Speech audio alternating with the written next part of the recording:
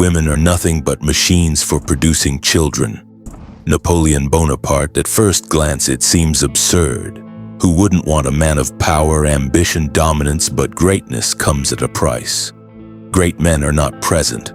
They're consumed by war, by strategy, by vision, and in that relentless pursuit of destiny, there is little room for emotional maintenance, for constant reassurance, for being tamed. Napoleon understood this not just as a ruler, but as a lover. His letters to Josephine, passionate, desperate, even pathetic, were met with cold betrayal. While he built an empire, she entertained lovers, and it struck him not all women desire a man's greatness. Many fear it because greatness does not submit. It cannot be contained in a quiet home or held in place by routine affection. Greatness is demanding, unstable, hungry, and for many women that is not love, it is threat. So they reach instead for the manageable, the safe, the mediocre. A mediocre man asks no deep questions, fights no real wars, chases no legacy. He is soft, available, and dependent. His identity revolves around her, not around a mission, and that makes him appealing. Not for what he is, but for what he lacks. He lacks danger. He lacks sacrifice. He lacks the risk of abandonment that comes with a man chasing something larger than himself. Napoleon saw this dynamic clearly. Women are nothing but machines for producing children, he once said, not out of hate, but out of cold imperial calculation. He reduced them to their biological function because, in his view, most did not rise beyond it. Most did not understand the storms that live in the heart of a man who refuses to live a small life. He wasn't trying to win affection. He had long stopped caring for that. He wanted to conquer truth, even if it hurt. Especially if it hurt, and what he saw time and again was this: the more a man rises, the more he walks alone. Not because he chooses solitude, but because comfort, warmth, and emotional dependency cannot follow you into the fire of greatness. Look around you today. We live in a world that pretends to celebrate excellence, but only when it's convenient, when it's entertaining, when it's beautiful, when it doesn't disrupt the comfort of the crowd. But a man with real power, real depth, real vision, he terrifies people, especially in relationships. Napoleon understood this through painful experience. He was a master of war, a god of momentum, but even he was reduced to pleading, in love letters begging Josephine not to betray him. She did anyway. Why? Because power doesn't seduce the heart the way predictability does. Power may win battles, but it rarely wins emotional loyalty. Women, even those surrounded by greatness, often choose companionship over conquest. Do you think that's changed? The modern man believes if he just works harder, becomes more successful, levels up, he will finally be loved. But Napoleon would laugh at that because he knew the bitter truth. The more exceptional you become, the less lovable you appear to those who crave stability over struggle. This is why so many women subconsciously gravitate toward men who are beneath them. Men they can control, men who are grateful just to be there. Mediocre men. They don't make waves, they don't demand silence while they think. They don't disappear into obsession or sacrifice today for a future only they can see. These men don't challenge a woman, they orbit her. And to be the center of someone else's universe is intoxicating. But for the man who seeks greatness, that kind of devotion is rare, almost impossible, because he doesn't orbit, he ascends. And in doing so, he threatens the foundation of modern relationships' comfort. Napoleon lived this contradiction. The man who could command armies was still seen as emotionally distant, too focused, too cold. But how else does one build an empire? How else does a man inscribe his name into the bones of history? He doesn't do it by sitting still and whispering sweet nothings. He does it by becoming more than a man, and in that transformation, he becomes less of a partner and more of a force. Do you want comfort or do you want legacy? Because Napoleon already knew most women choose the former, every man who has tasted the bitter fruit of betrayal while building something greater than himself understands what Napoleon felt.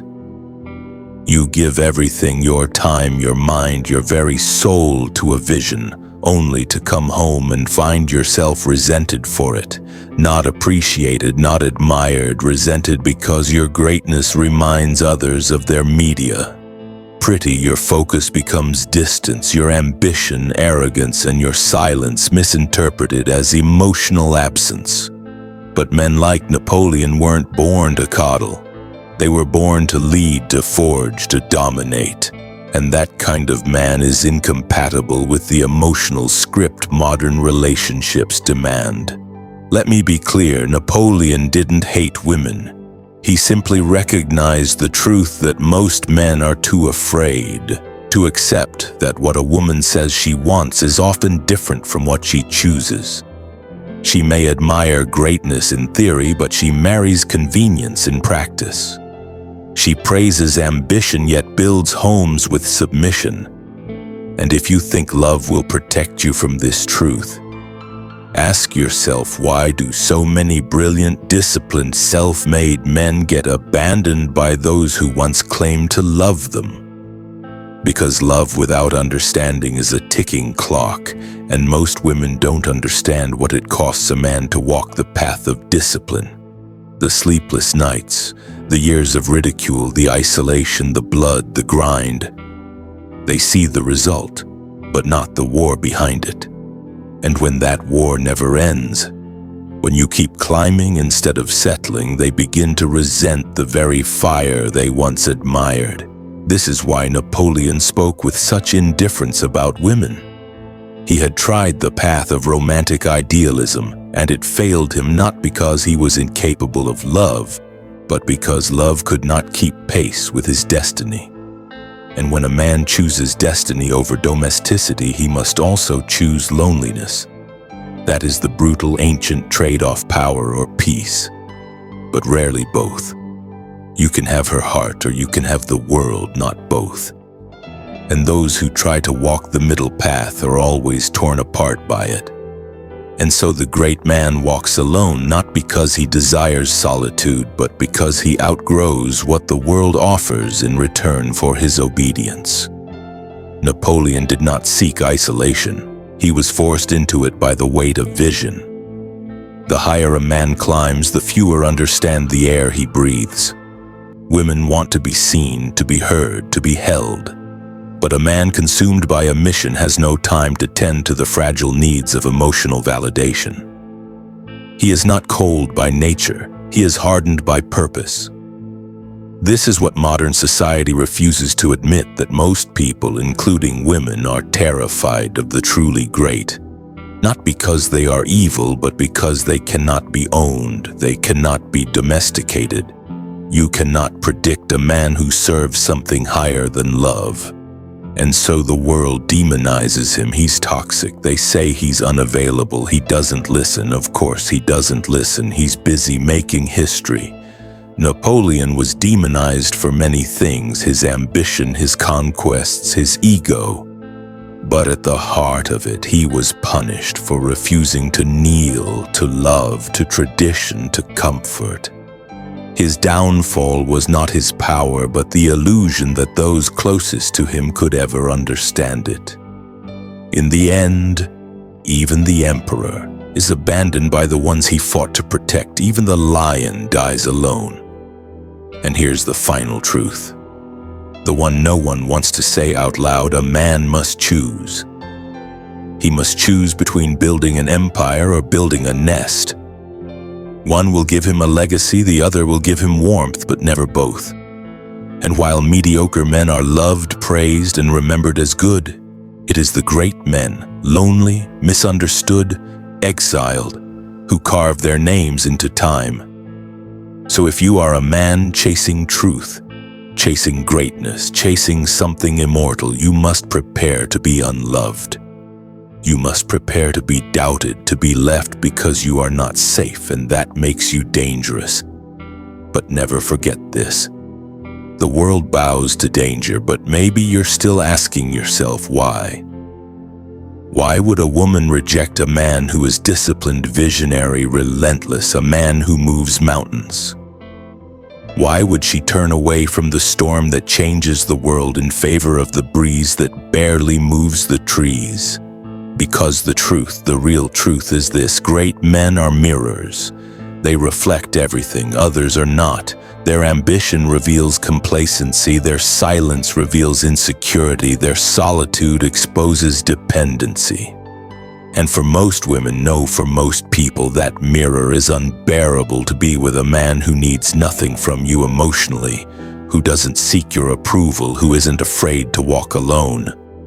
That is not romantic, that is terrifying. It means you cannot control him. You cannot seduce him with softness or hold him hostage with affection. You can only follow or be left behind. And women don't like that gamble. They will never say it out loud. But many women do not choose men based on admiration. They choose based on emotional leverage, a man who can be molded, a man who can be counted on to stay when she cries, to pause his life when she doubts, to make her feel like the axis of his world. But the great man, he doesn't pause, he doesn't orbit, he builds and he bleeds for it. He is not heartless, but his heart is disciplined. He is not unloving, but love is not his mission. And that makes him unreachable for the average woman, because she's not looking to walk beside a titan. She's looking for a companion who makes her feel safe, heard, and prioritized. That is the quiet, shameful reason so many women settle upward in appearance but downward in essence. He looks like a man, he talks like a man, but inside he is soft clay, molded by her moods, her needs, her worldview.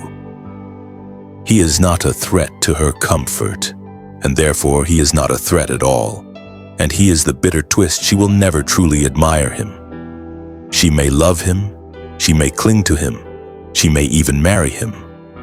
But deep down, she knows she did not choose a king. She chose a servant who looked like one, you, the man who won't kneel, the man who won't stop, the man who burns at 2 a.m. crafting something no one else sees. Yet you must understand, you were never rejected for your flaws.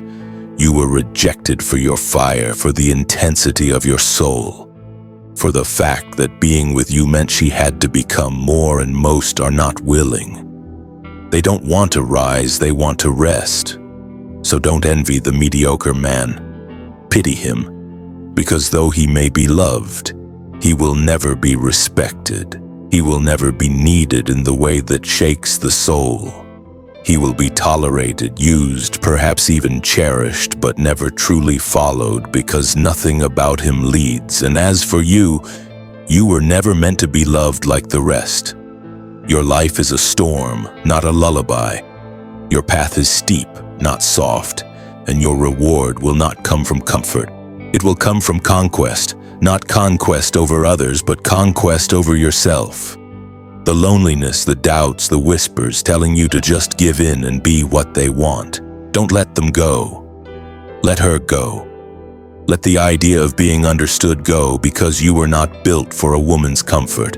You were built for a man's purpose. And yes, it will cost you. You may walk alone. You may die misunderstood, but if you stay the course, if you endure, the world will not forget your name. Because in the end, no woman builds statues, no woman rewrites history, no woman leads nations into battle or vision into reality. Men do, and they do it alone, bleeding, focused, unloved, but unstoppable. So stop asking why she didn't choose you. You already know she didn't want greatness. She wanted comfort. And you, my brother, are not comfort. You are danger, and the world still bows to danger. If this video shattered your illusions, if it forced you to look at life and love with new eyes, then don't walk away quietly. Like, share, and subscribe. Support the channel by joining as a member, because truth, like greatness, is not meant to be comfortable or cheap. It is meant to set fire to everything you thought you knew. Cheers.